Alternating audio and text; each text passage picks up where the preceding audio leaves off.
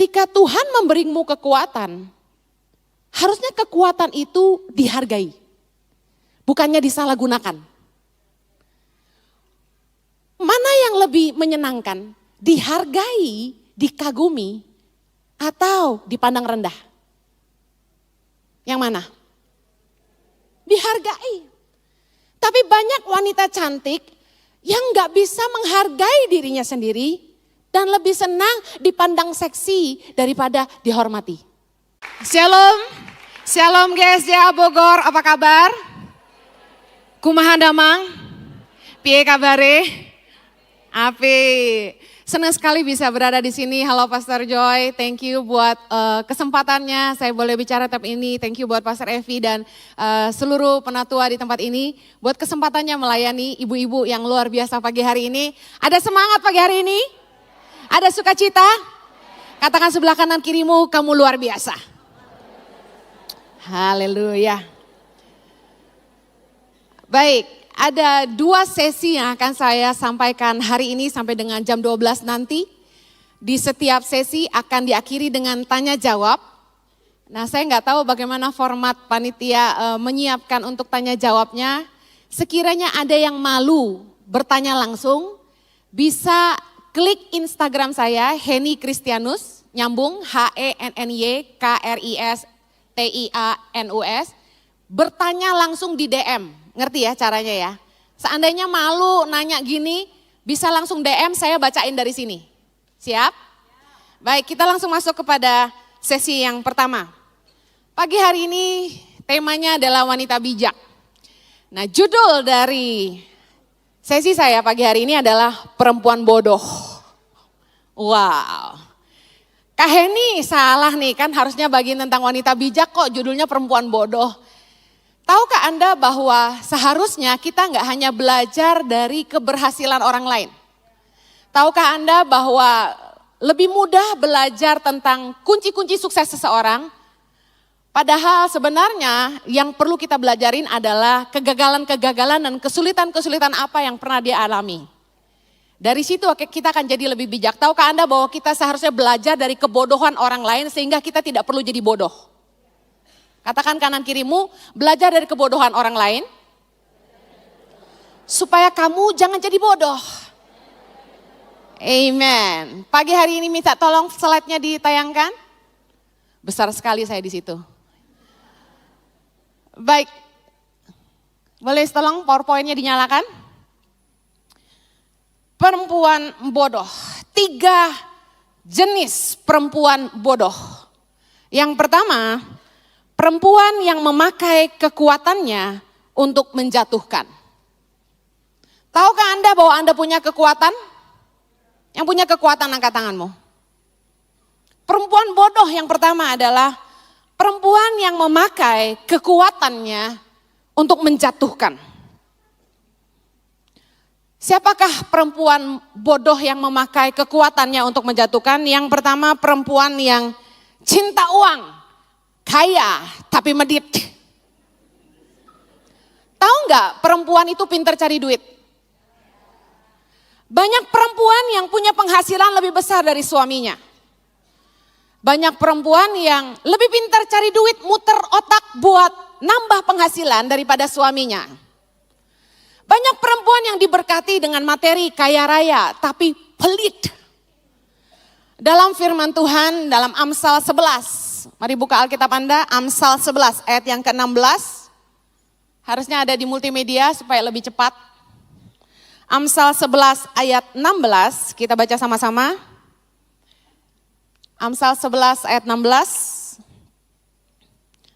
Perempuan yang baik hati beroleh hormat, sedangkan seorang penindas beroleh kekayaan. Orang yang murah hati berbuat baik kepada diri sendiri, tetapi orang yang kejam menyiksa badannya sendiri. Perempuan yang baik hati beroleh hormat, kata firman Tuhan. Sedangkan seorang penindas beroleh kekayaan. Banyak orang berpikir kunci jadi kaya adalah pelit. Mengumpulkan banyak-banyak supaya jadi kaya. Saya ketemu dengan banyak perempuan yang pintar cari duit. Kaya raya luar biasa. Tapi pelitnya luar biasa. Kalau pelit sama orang lain, mungkin kita agak maklum lah. Tapi yang saya ketemu, sama suami sendiri aja pelit sekali. Tiap bulan gaji suaminya disedot habis. Sampai-sampai suaminya nggak punya uang jajan ibu-ibu. Saya ketemu yang begini, kasihan. Suaminya jadi minder. Saya tanya satu hari, ini salah satu aja. Banyak yang saya ketemu suaminya bilang, aduh Bu, kalau uang bulanan mah udah dipantek mati sama istri saya.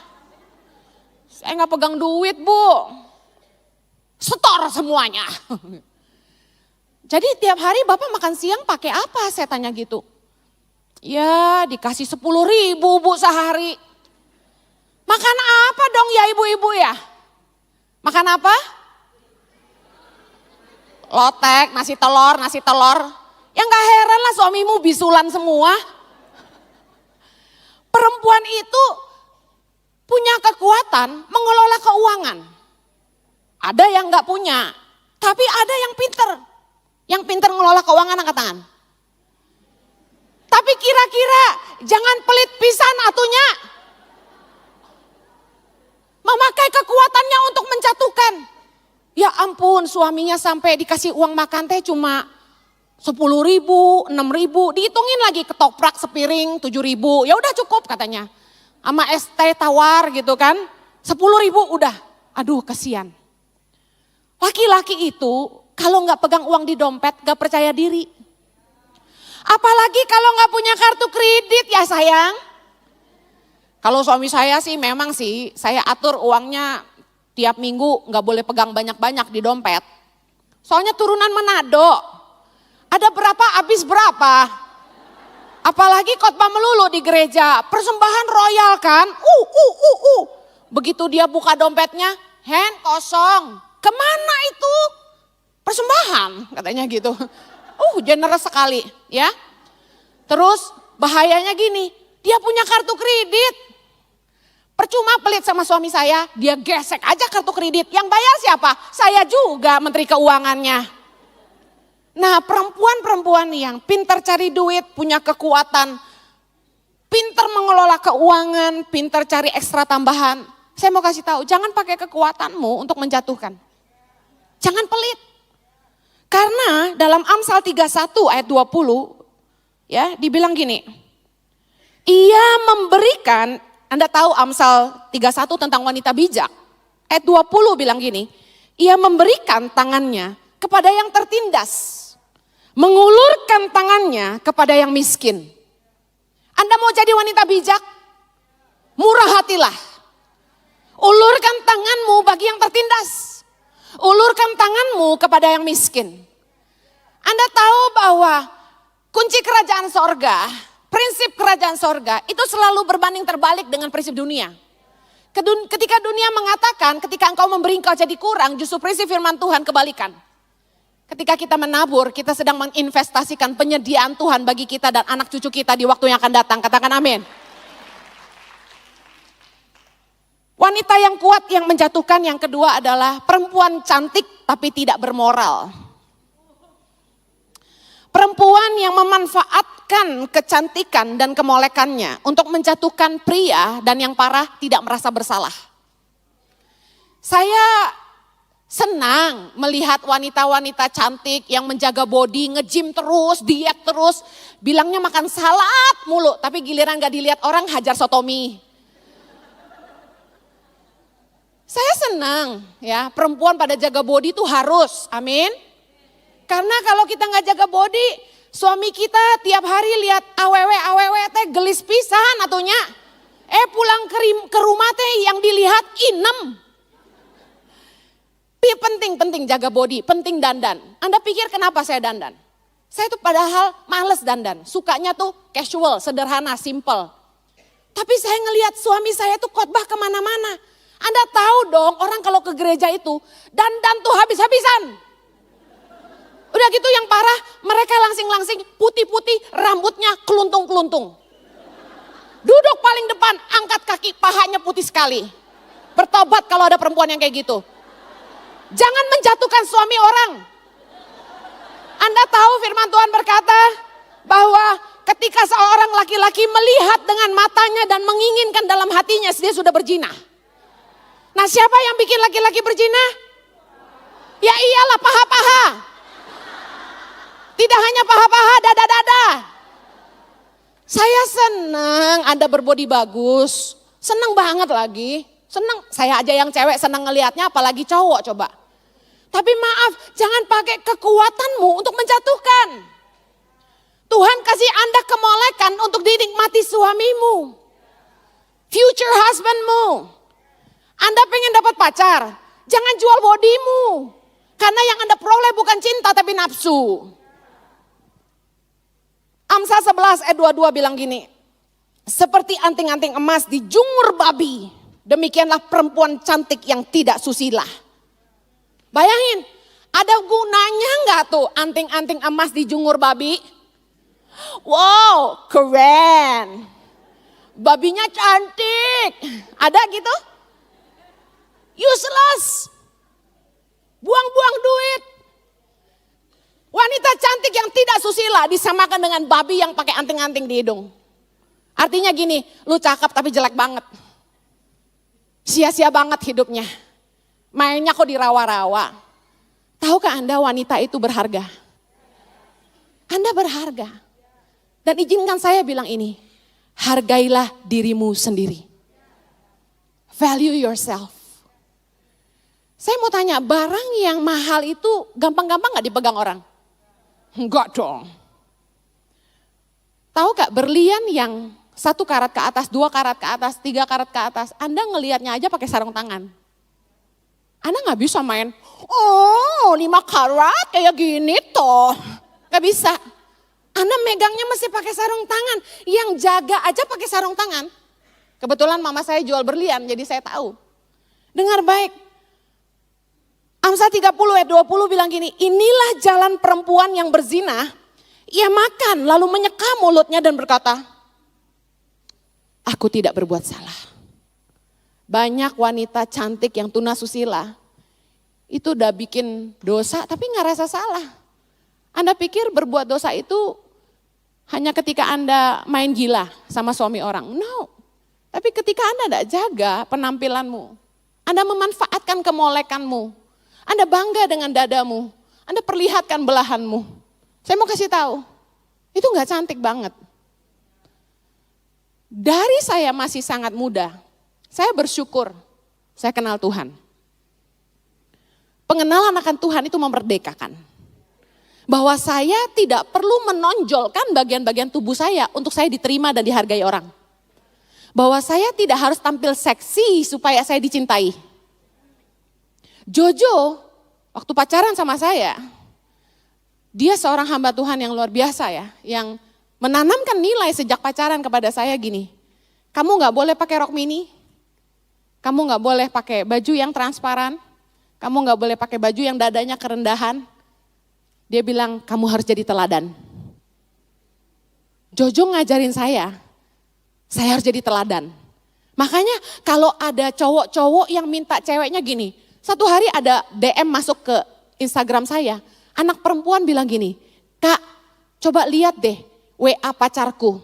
Pacarnya bilang gini, Yang kamu lagi pakai apa? Oh aku pakai kaos putih, celana pendek merah. Wow. Dalemannya apa? Ditanya, maaf beranya warna apa? Terus yang cewek bilang, jangan ngomong-ngomong kayak gitu risih aku. Saya nggak habis pikir, bagaimana Anda bisa mencintai seorang laki-laki yang tidak menghargai Anda? Ada anak muda ya soalnya ya. Bayangin, Jojo sebaliknya, jangan pakai baju yang kebuka-kebuka. Ada laki-laki tuh yang bangga kalau istrinya seksi sekali. Ada laki-laki yang kasih tahu sama salah satu teman saya, ya, suaminya bilang sama dia, saya suka kamu tampil seksi. Bayangin, jadi istrinya kemana-mana itu, aduh alamak dadanya bulat sekali, pahanya putih sekali. Bukannya saya ngiri, Tapi gerah gitu loh ngelihatnya. Saya sendiri karena tidak biasa, karena dari muda punya pacar yang kayak gitu, jadi nggak biasa sampai tua gini, nggak biasa pakai baju yang kelihatan tuh risih gitu, sampai-sampai nggak pernah pakai baju yang tanpa lengan kalau di tempat umum. Berenang aja kalau ada orang yang saya kenal saya nggak mau, saking malunya. Nah herannya wanita cantik banyak yang nggak tahu malu. Semakin Anda cantik, harusnya Anda tidak jual murah diri Anda. Amsal 7 ayat 18, saya potong karena ceritanya panjang di ayat itu. Dikatakan gini, marilah kita memuaskan birahi hingga pagi hari dan bersama-sama menikmati asmara karena suamiku tidak di rumah. Ini tante-tante girang yang kesepian. Ia sedang dalam perjalanan jauh. Sekantong uang dibawanya, ia baru pulang menjelang bulan purnama. Ia merayu orang muda itu dengan berbagai-bagai bujukan. Dengan kelicinan bibir ia menggodanya. Janganlah hatimu membelok ke jalan perempuan-perempuan itu. Dan janganlah menyesatkan dirimu di jalan-jalannya. Karena banyaklah orang yang gugur ditewaskannya. Sangat besarlah jumlah orang yang dibunuhnya. Rumahnya adalah jalan ke dunia orang mati yang menurun ke ruangan maut, ke ruangan maut. Cerita ini tentang bagaimana seseorang perempuan menjatuhkan orang-orang hebat, orang-orang muda. Kalau Anda digoda, pastikan Anda berpikir bahwa Anda akan merusak hidup orang lain. Bukan hanya merusak hidup Anda. Dan tahukah Anda bahwa ketika Tuhan memberimu kekuatan, harusnya kekuatan itu dihargai. Bukannya disalahgunakan.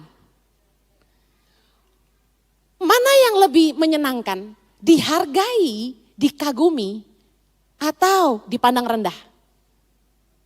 Yang mana? Dihargai. Tapi banyak wanita cantik yang gak bisa menghargai dirinya sendiri dan lebih senang dipandang seksi daripada dihormati. Kak Heni lagi musim pakai celana pendek, hot pen. Namanya aja ada hot pen. Hot banget kalau pakai pen itu. Ya, the pants make you look hot. Celananya bikin Anda kelihatan hot. Katakan hot. Well, Kak Heni pakai celana pendek gak? Pakai kalau di rumah. Pakai kalau ke Bali. Tapi sependek apa? Kalau di rumah, pendek dong. Yang lihat kan Jojo. Kita kebalik. Di rumah pakai daster. Panjang. Udah kayak embok-embok. Mau beli apa? Mau beli apa? Tapi di luar yang ada orang banyak, tukang bersihin jalan, supir-supir. Nah tuh kita pakainya yang segini. Suami kita juga aneh kali sama kita. Kalau saya keluar rumah ke mall gitu pakai celana pendek misalnya. Itu udah malam yang sepi, gak ada orang sama Jojo berdua-duaan, gandengan tangan nonton berdua gitu. Tapi gak pendek banget, paling sejengkal dari lutut, lumayan lah kan. Kecuali Anda gak setuju, ya lain kali saya gak pakai lagi. Saya gak mau jadi batu sandungan sih, celana pendek gak bawa kita ke sorga juga. Intinya gini, pastikan hidupmu jadi teladan, bukan jadi batu sandungan. Perempuan harus ngerti, cantik itu anugerah. Tahu gak sih, ini kan perempuan semua, salah sendiri cowok-cowok ngapain di sini? Makan bakso sana di depan. Yang perempuan dengar, tahu nggak sih, punya bubi yang seksi itu anugerah sekali loh. Ngerti bubi nggak? Kalau nggak ngerti tanya sebelahnya. Bakpao. Nah. Punya bubi yang seksi itu anugerah sekali. Nggak semua perempuan punya, apalagi kencang. Kita yang udah melahirkan, udah menyusui, udah kendol-kendol kemana-mana, oi. Udah kayak dodol. Kalau Anda punya yang bagus sekali, jangan sengaja dikasih lihat, dimajuin lagi. Kalau jalan gini. Bikin ngiri aja loh. Tapi yang saya mau ngomong gini, Anda harus hargai. Itu anugerah Tuhan. Yang harusnya dinikmati suamimu seorang diri. Masa bagi-bagi? Oh, maaf. Kalau nunduk pakai baju lewek, nunduk-nunduk lagi. Yang lihat supirmu, aduh. Anak muda, gantian ya. Kalau kamu mau cari pacar, pasangan hidup yang baik, gak perlu menunjukkan keseksianmu. Kasih itu menutupi segala macam kekurangan. Kalau kamu tampilin bodimu, yang kamu dapat itu cuma nafsu. Dan itu gak akan kekal. Ketika kamu hamil punya anak, saya kasih tahu, tidak ada yang kekal. Yang kencang jadi kendor, yang mulus jadi keriput.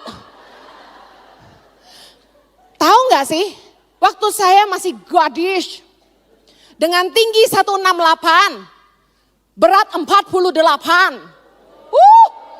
tinggi semampai, lengan kecil sepertiga dari ini, celana nomor 27, seksi banget, kaos size 8, kecil, extra S. Aduh itu mah ya, cowok-cowok udah. Tiba-tiba saya punya anak, kembar. Dari berat 50 waktu nikah, saya naik jadi 80. Tak ada yang kekal, percayalah. Habis itu saya diet, saya olahraga. Enggak turun-turun. Terakhir waktu saya sempat kurus banget cuma 60. Masih kelebihan 10. Mending kalau yang lebih itu di daerah yang saya mau. Masalahnya gedenya di tempat gak jelas.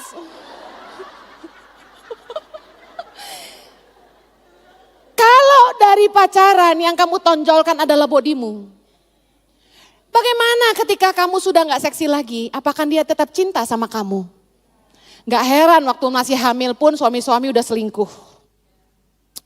Yang udah badannya sama kayak saya ngerti banget pasti. Perempuan yang bijak menghargai dirinya sendiri dan takut akan Tuhan. Amsal 31 ayat 22. Ia membuat bagi dirinya permadani, lenan halus, dan kain ungu pakaiannya. Suaminya dikenal di pintu gerbang. Kalau ia duduk bersama-sama para tua-tua negeri, pakaiannya adalah kekuatan dan kemuliaan. Ia tertawa tentang hari depan. Amsal 31 ayat 30. Kemolekan adalah bohong dan kecantikan adalah sia-sia. Tetapi istri yang takut akan Tuhan dipuji-puji. Saudara, perempuan bodoh itu malu-maluin suaminya. Tapi perempuan yang bijak membuat suaminya dihargai orang.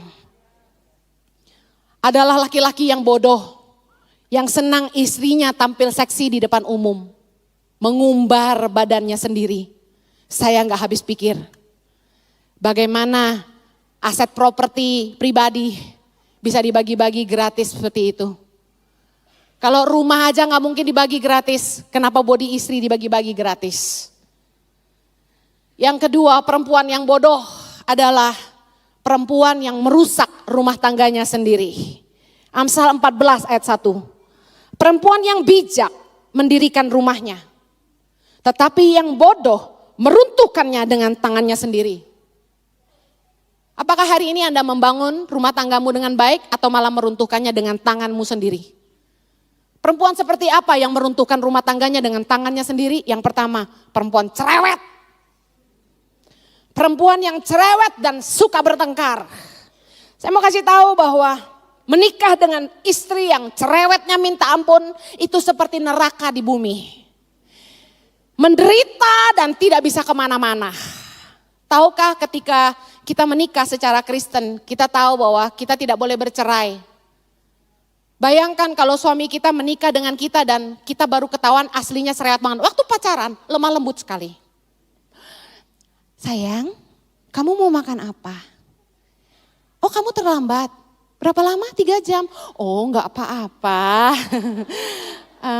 Kenapa sayang? Aku harus terima apa adanya. Oh, siap. Tapi begitu nikah, kamu kemana aja? Kenapa nggak telepon aku? Aku tunggu 3 jam, kamu tahu panas sekali. Bla. Baru ketahuan setelah nikah. Saya mau kasih tahu, suamimu akan teriak gini, Tuhan aku terjebak. Masalahnya pernikahan Kristen, no turning back.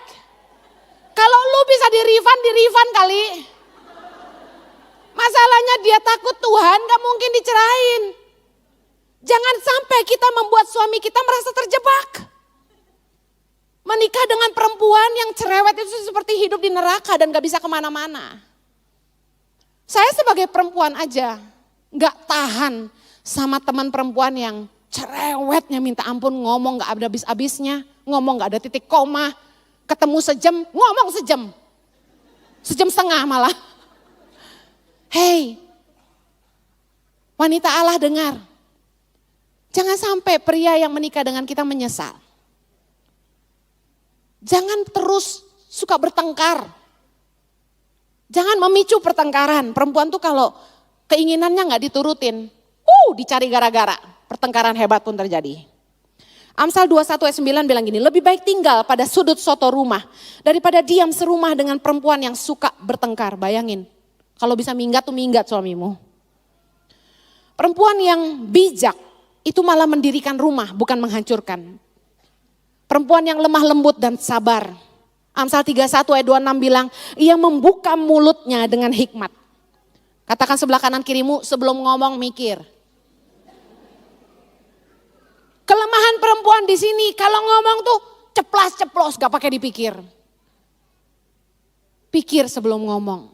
Pikir tuh gini, apakah perkataan ini memberkati, membangkitkan, membangun, membuat keadaan lebih baik. Atau kayak lepaskan perkataan ini, merusak hubungan, mempermalukan, menyakiti, melukai. Sangat sulit menyembuhkan hati yang sudah dilukai. 1 Petrus 3 ayat 1 bilang gini. Demikian juga kamu hai istri-istri, tunduklah kepada suamimu. Supaya jika ada di antara mereka yang tidak taat kepada firman, mereka juga tanpa perkataan dimenangkan oleh kelakuan istrinya. Kalau kita mau bangun rumah kita, jangan cerewet. Perkataan kita harus lemah lembut. Keluar dari mulut kita itu dengan hikmat. Pengajaran yang lemah lembut ada di mulut kita. Dan dengar, suami kita itu gak akan bisa berubah hanya karena banyaknya omelan kita. Yang bisa mengubah suami kita itu kelakuan kita. Apa artinya? Jadilah istri yang menginspirasi. Mungkin ada yang mengeluh di sini. Bu Heni, saya menikah sama suami yang gak jadi imam. Dia gak pernah ngajarin anak-anak berdoa. Dia gak pernah bikin mesbah keluarga, dia gak pernah anak-anak diajarin firman Tuhan. Sedangkan dia pelayanan khotbah di depan, tapi anak saya dia gak pernah khotbahin sama sekali. Ada yang begitu? Ada yang kecewa suaminya gak jadi imam? Saya mau kasih tahu, jangan dihakimi. Jadilah inspirasi. Bangun pagi, doakan anakmu. Siapa yang tiap pagi sebelum anak sekolah didoain? Luar biasa. Sesibuk-sibuk apapun saya, subuh-subuh apapun saya tidur, saya selalu bangun pagi untuk mendoakan anak-anak saya. Saya ajak mereka berdoa dari kecil sampai besar, gak pernah berhenti. Saya ajarin mereka firman Tuhan. Kok suaminya gak ngajarin? Kita gak bisa menghakimi suami kita. Itulah fungsi suami istri, saling melengkapi. Kita harus jadi penolong. Ketika suami saya ada di rumah, dia doain anaknya. Ketika dia tidak capek sekali, dia yang ajak mereka doa pagi. Dia yang berkati anak-anaknya. Tapi dengar, jangan jadi masalah. Tunjukkanlah keteladanan lewat hidup kita. Amin. Jangan jadi perempuan cerewet yang taunya menghakimi. Anda mau rumah tanggamu bahagia? Pakai prinsip kasih. Kita nggak bisa mengasihi kalau kita tidak berhenti menghakimi. Katakan sama-sama, saya tidak bisa mengasihi kalau saya tidak berhenti menghakimi. Tahukah Anda bahwa perkataan mulutmu adalah berkat? Tahukah Anda bahwa ucapanmu adalah doa? Bayangkan kalau suamimu terus Anda bombardir dengan perkataan-perkataan yang menjatuhkan. Memang kamu laki-laki yang payah, kamu tidak bisa jadi imam bagi keluarga, kamu tidak bisa jadi teladan, perbuatanmu begini dan begitu. Dengar, apa yang Anda ucapkan adalah doa. Jadi hati-hati karena mulut punya kuasa. Perempuan bodoh itu merusak rumah tangganya ketika dia tidak mengatur rumah tangganya dengan baik. Saya ketemu wanita-wanita yang benar-benar gak ngurus rumah tangganya. Bangun siang, terserah pembantu mau masak apa, terserah anak mau dijemput siapa, anak mau makan apa. Rumahnya berantakan, tiap hari kerja pulang kerja alasannya capek. Weekend udah pergi lagi, gak diurus rumah tangganya. Amsal 31 ayat 15 berkata, ia bangun kalau masih malam, lalu menyediakan makanan untuk seisi rumahnya.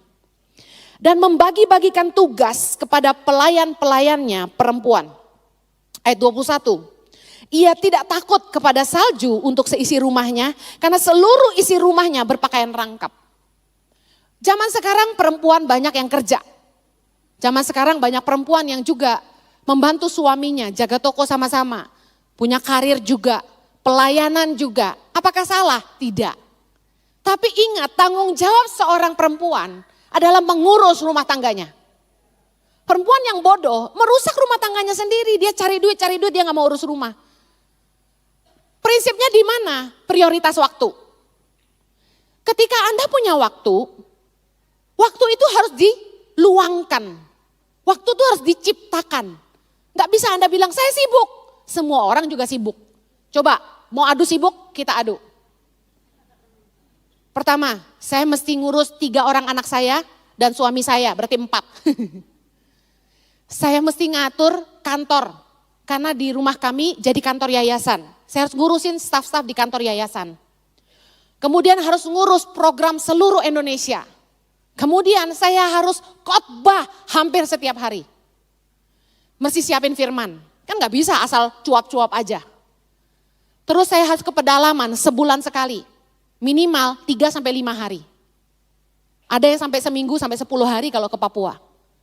Bayangin, hampir gak punya waktu untuk diri sendiri. Apa yang saya lakukan? Prinsipnya cuma di prioritas waktu. Ketika kita punya waktu, hiduplah disiplin, tertib. Dan saya pakai waktu-waktu luang saya untuk hal-hal yang berguna dan penting. Nomor 1 prioritas saya, suami dan anak-anak. Ketika saya punya waktu, saya tidak pergi kongko-kongko sama teman-teman di kafe. Saya tidak pergi ke mall ngabis-ngabisin waktu muter-muter lantai G sampai lantai 5. Saya nggak pergi ke Mangga 2. Saya nggak pernah ke pasar cari-cari sayur, itu tugas membantu. Buang waktu. Dulu saya nggak ngerti waktu. Saya pikir anak-anak makan harus saya yang masak.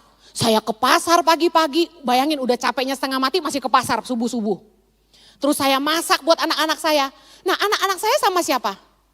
Sama susternya. Rugi nggak coba? Mendingan waktu yang ada kita harus memilih. Lebih penting kita yang ke pasar dan masak atau kita sama anak kita? Kalau bisa ada orang lain yang memasakkan, lebih baik waktu kita yang sisa itu buat anak kita. Masa anak kita diurus pembantu kita? Masa pembantu yang urus suami kita? Gak heran banyak suami jatuh cinta sama inem-inemnya. Saudara dengar, masalahnya cuma di prioritas waktu. Jangan sampai gak urus rumah tanggamu. Setiap hari saya kontrol di rumah masak apa. Saya udah bikinin menu, udah atur uang belanja.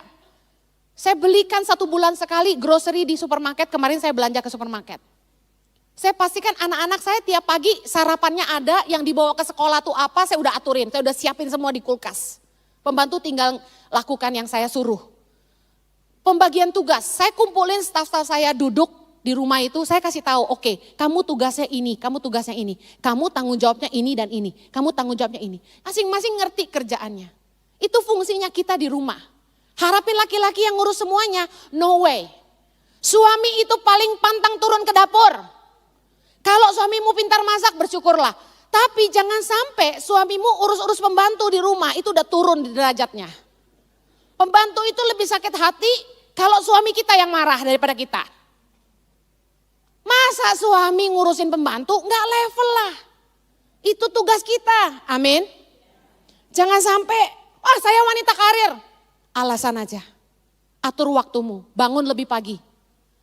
Kurangi waktu senang-senang sama teman yang gak jelas ngomongin bacang ini, sotomi itu. Kurangi. Amin. Saya atur prioritas saya cuma untuk anak dan keluarga saya. Seminggu sekali, 2 kali saya makan sama mama saya. Jauh lebih penting ketimbang hahaha sama teman-teman ngomongin soal perut buncit. Buat apa? Perempuan bodoh yang merusak rumah tangganya. Contoh lainnya adalah perempuan yang tidak mengelola keuangan dengan baik.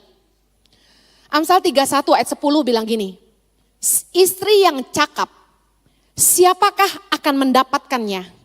Ia lebih berharga daripada permata. Wow. Hati suaminya percaya kepadanya. Suaminya tidak akan kekurangan keuntungan. Satu kali ada seorang ibu yang konseling sama saya, dia bilang gini, Bu Heni, suami saya pelit. Saya aja nggak tahu sebenarnya penghasilan suami saya berapa. Saya nggak dikasih akses ke banknya. Saya cuma dikasih kartu kredit 1 dan jatah uang sayur setiap bulan, ya segitu saya harus cukupin. Dia nangis, dia bilang kurang Bu Heni, saya dipaksa harus bisa nyukupin uang sayur sebulan 2 juta. Udah segitu aja katanya. Kadang-kadang ada yang ngeluh, 1 bulan 10 juta itu udah semuanya, gaji pembantu, listrik, air, uang sekolah anak, uang sayur, udah perpuluhan, persembahan, semua ada all in, hebat ya. Nah 10 juta masih bagus saya bilang, tahu nggak suami orang ada yang ngasih cuma 1 juta? Saudara, kita mengeluh suami kita enggak ngasih kita uang lebih, suami kita yang pegang uang, kita enggak pegang uang. Kalau saya lebih tertarik kepada alasan di belakangnya, kenapa? Kenapa suami sampai enggak mempercayakan keuangan ke istri? Mungkin banyak perempuan yang tidak bijak mengelola keuangan. Nafsu lebih gede daripada kemampuan. Shopping asal lihat sale udah borong. Apalagi baca banner di depan dekat sana. Borong sampai habis. Waduh itu dicuci otaknya. Sale 50 plus 20 borong sampai habis. Tipuan mata. Belajarlah ngirit. Belajarlah mengelola keuangan dengan baik. Jangan selalu beli yang Anda mau, belilah yang Anda butuh. Sesuatu yang Anda tidak pakai selama setahun berarti itu Anda tidak butuh. Sebelum Anda beli, berpikir akan dipakai berapa kali ini kira-kira. Contoh, sepatu. Perempuan itu lapar mata. Sepatu gak cukup 1. Ada amin. Terus tas gak cukup 1. Saya kan awewe. Ngerti. Tapi sebelum Anda beli sepatu hijau, bertanyalah berapa kali Anda akan pakai itu sepatu hijau. Lihat di lemarimu, baju hijau ada berapa? Hiji. Sepatu perlu gak? Gak perlu. Saya mau tanya, sepatu kita warna-warni yang paling sering kita pakai warna apa?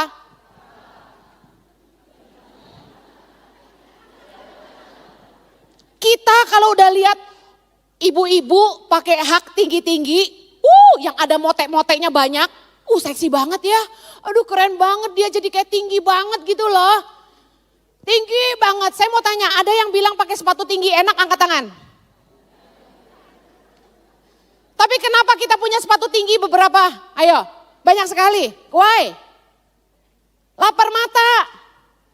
Padahal yang kita pakai sepatu apa? Sepatu teples, teplek, ceper, flat shoes. Ketika kita pakai high heel, tekanannya itu kena di tulang belakang. Lama-lama katanya kita bisa jadi bongkok, saudara. Oh bagus buat betis biar panjang. Aduh betis mah udah buntut ya buntut aja. Gak bisa pakai high heel sepatu kaki betis jadi kecil. Lihat aja Agnes Monica. Dia rajin olahraga, betisnya gede juga. Dengar baik, bijaklah mengelola keuangan. Sebelum Anda beli, tanya akan berapa kali kita pakai ini. Kenapa suami gak percaya sama saya? Kenapa suami gak kasih uangnya ke saya? Mungkin saya yang gak bisa menunjukkan bahwa saya bisa mengelola. Mungkin suamimu lihat, lapar mata, lihat ini beli, lihat itu beli, lihat ini beli. Beli gak cukup satu, kalau udah cocok segala warna dibeli. Yang begitu katakan hahaha. Well, kalau kita ingin dipercaya suami kita, belajar bijaksanalah. Pandailah mengelola keuangan. Tapi saya mau bilang gini, suami istri itu kelebihannya beda. Kalau memang ada suami yang kerja di bank, apalagi seorang akuntan, udah jelas dia lebih pintar pegang uang, udah jangan marah, udah biar dia aja. Yang penting uang anak sekolah ada, uang sayur dicukupin, uang listrik, air, cicilan rumah semua jalan. Anda malah seneng lagi. Tahu gak ngurus duit tuh pusing. Gak cukup juga suami gak mau tahu. Saya pegang uang, di rumah tangga kami, saya sama Jojo saya yang urus uang. Marah-marah juga kadang-kadang. Kenapa? Saya bilang gini, aduh Jojo memang sih bener semua duit lu kasih gua. Tapi lu gesek kartu kredit terus yang bayar siapa? Gua juga. Sementara saya gak suka belanja. Saya suka belanjanya itu buat oleh-oleh. Kalau saya pelayanan ke luar negeri, keluar kota, aduh gak pernah tuh gak nenteng hadiah. Kata mama saya sinterklas. Belinya orang melulu gitu. Sampai di rumah tuh ada satu lemari khusus oleh-oleh. Siapa aja ulang tahun udah siap tuh kadonya. Bayangin tuh. Asik gak kerja sama saya? Asik ya? Nah, saya belajar ngirit. Saya merasa saya gak butuh, saya gak beli gitu. Kalau saya belajar ngirit awalnya ini, kuncinya ini. Jangan sering-sering ke mall. Kalau Anda mau ngirit, matamu itu harus pakai kacamata kuda. Tapi susah juga kalau kakinya ke mall aja. Ke ITC lagi, ke Ramayana lagi, ke Lotte lagi. Segala dibeli, apalagi sale. Beli selosin. Dengar baik, disiplinkan dirimu pakai catatan belanja. Ke supermarket itu ditulis yang dibutuhkan apa. Terus tulis sebulan itu butuhnya berapa. Kalau misalnya Superpel, cuma butuh berapa sih seminggu satu sase yang gede segini ya. Ya kan yang 900 mili katakan. Berarti sebulan butuh berapa? 4, seminggu 1. Ya beli cuma 4 gitu. Tapi ada prinsip keuangan yang begini. Kalau barang yang sering kita pakai dan memang kita butuhkan untuk keseharian. Lagi murah, beli banyak-banyak. Stok setahun kalau perlu. Kenapa? Karena pada pembukuan keuangan akhir tahun kita akan ngirit banyak. Seperti apa? Kecap, minyak sayur, ya. Apalagi rinso, sabun mandi, odol. Nah kalau lagi sale banget beli banyakan. Nah ya asal jangan expired, betul. Saking pelitnya cari yang udah kadaluarsa. Aduh cenah. Jangan dong ya. Kemudian prinsip keuangan yang lain. Jangan sering ke mall. Jangan sering liatin IG. Jualan baju ini. Jualan baju itu. Jual makanan ini. Katanya mau diet tapi yang di follow kuliner Bandung, kuliner Jakarta, kuliner Bogor. Yang kita lagi diet ngelihatnya babi kecap, babi rica, ikan panggang. Ya lapar lah, amin. Jadi kalau mau belajar ngirit, jangan lapar mata. Mendingan follow batik tangan pengharapan aja. Yang saya pakai ini ibu-ibu, keluaran terbaru. Murah meriah. Minta diskon nanti ya, baru keluar. Nah mending tuh berbuat amal tapi plus dapat hadiahnya.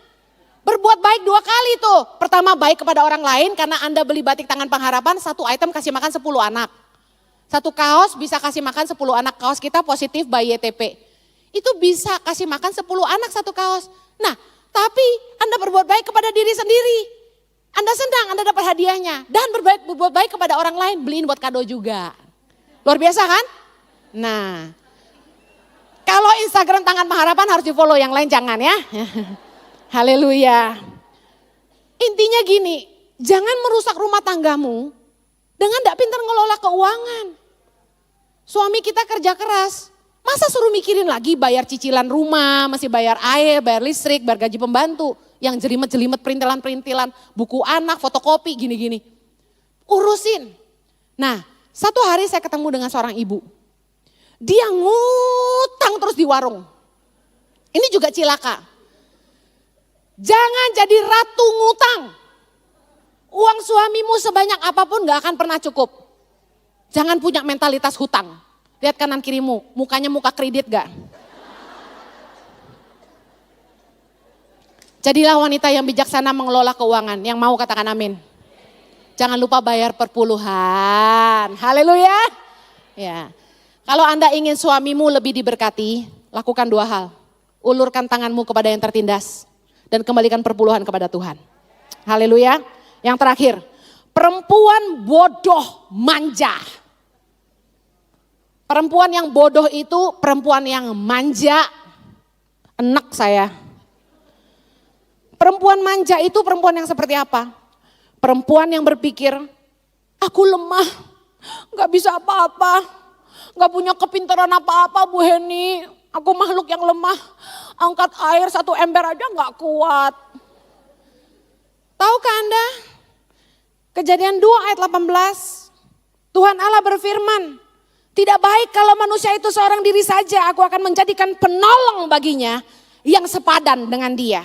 Ada 2 kata di situ yang Anda harus garis bawahi. Yang pertama penolong, katakan penolong. Yang kedua sepadan. Apa artinya penolong? Able to help, mampu menolong. Kemudian penolong itu stronger, karena yang menolong pasti lebih kuat. Kemudian sepadan, sepadan artinya equal, sama kuat. As strong, katakan as strong. Sama kuat.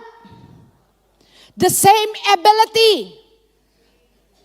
Sepadan artinya punya kemampuan yang sama, punya kekuatan yang sama. Mari buka mata kita. Pekerjaan apa di dunia ini yang tidak bisa dilakukan oleh perempuan? Perempuan itu bisa jadi apa saja. Saya ingat suatu hari ketika saya tunangan sama Jojo tahun 2009. Jojo ternyata punya penyakit fatty liver. Fatty liver, hatinya penuh lemak.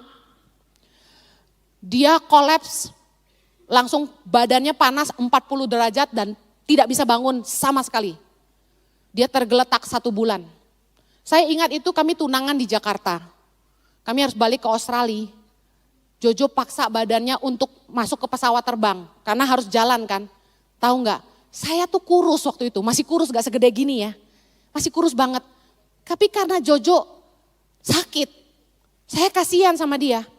Koper cabin kami berdua, tahu kan koper cabin yang kecil yang kita naikin ke pesawat tuh. Kan lumayan berat juga ya, 8-10 kilo lah satu koper. Itu saya angkat dua-duanya. Mana mau ketinggalan pesawat lagi karena Jojo jalannya lama gitu kan. Dia pegangin perutnya, ternyata fatty liver itu bikin perutnya sakit. Dia pegang pinggangnya terus begini, dia jalannya lama. Aku bilang, ayo say, sedikit lagi say, ayo kita nanti ketinggalan pesawat mau boarding gitu. Saya ingat-ingat itu, kok gue kuat amat gitu ya.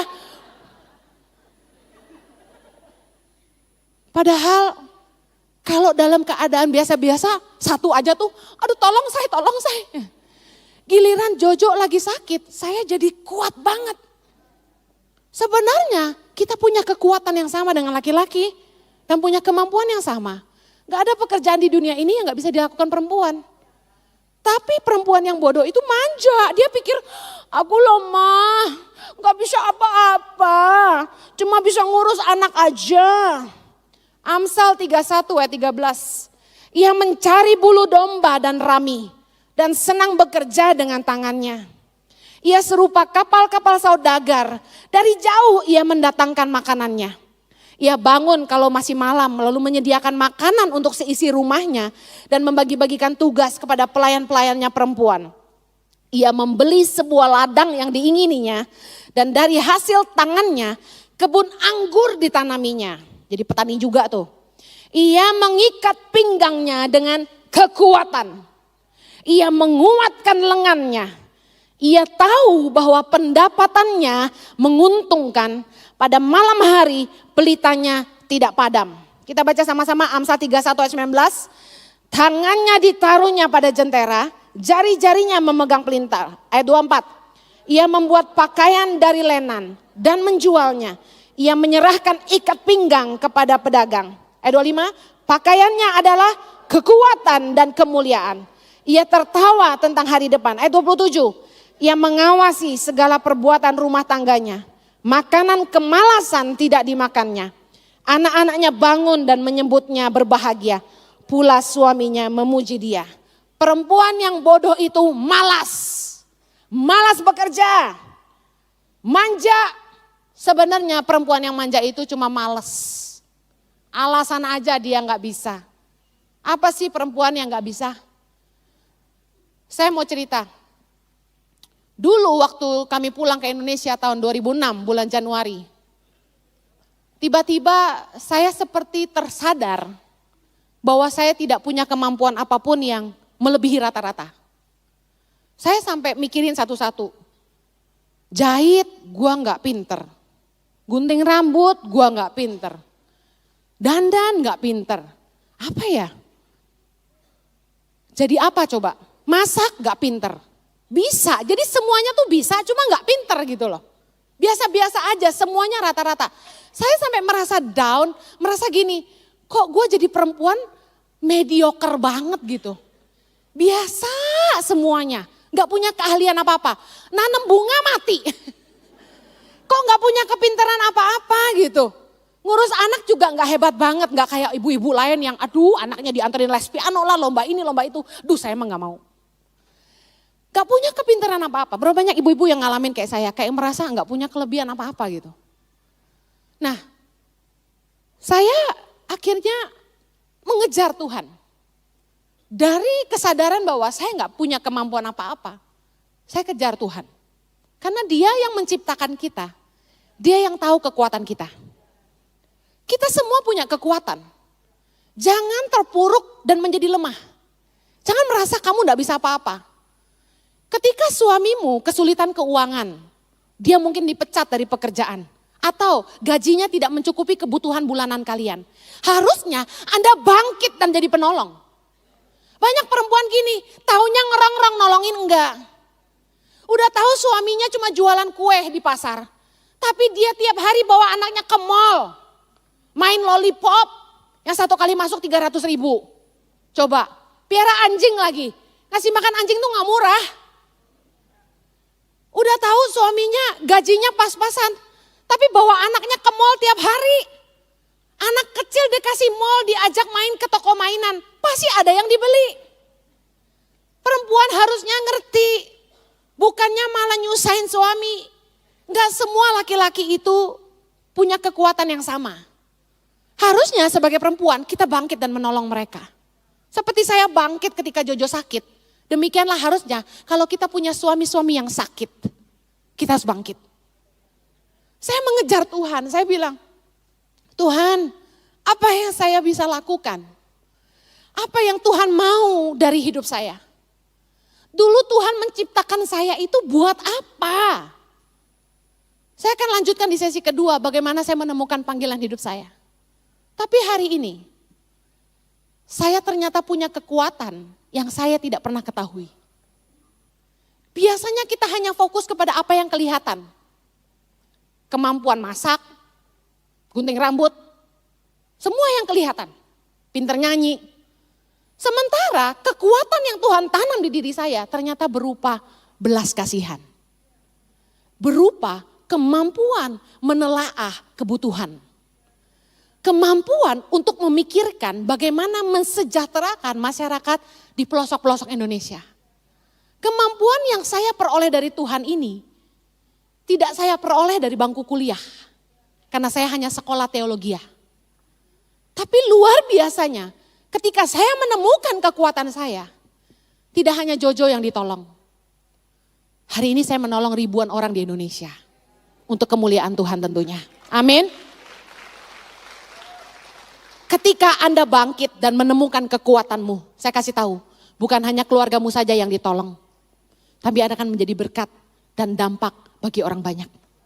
Saya tutup sampai di sini, sekiranya ada pertanyaan, saya persilakan sebelum kita lanjut ke sesi kedua. Silakan. Saya kembalikan ke moderator. Audio standby.